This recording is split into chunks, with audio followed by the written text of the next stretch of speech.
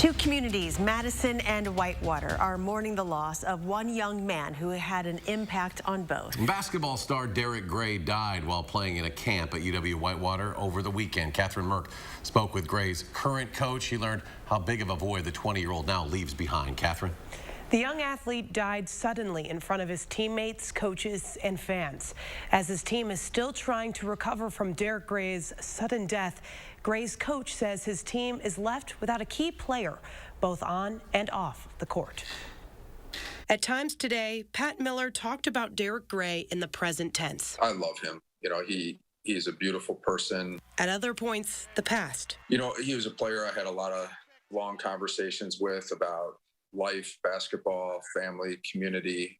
He was a very intelligent guy, very intuitive. It's difficult and raw for Miller. He's the UW-Whitewater men's basketball coach who was there when Derek Gray collapsed during a basketball camp on Sunday. It was horrible, just a really tragic and awful thing. Miller says a blood clot was to blame.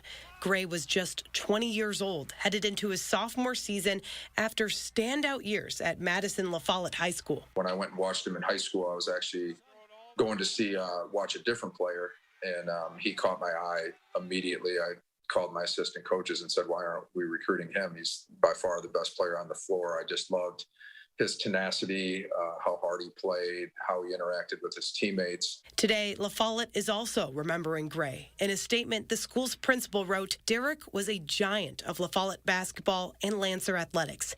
His toughness and tenacity on the court will always be remembered, and his kindness and smile off of the court will forever be missed.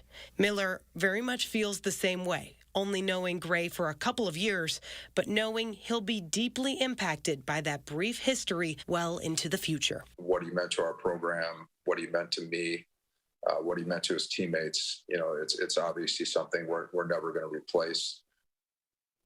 A GoFundMe has been created to help Derek Gray's family cover the funeral cost. A link to donate is on our website right now at channel3000.com.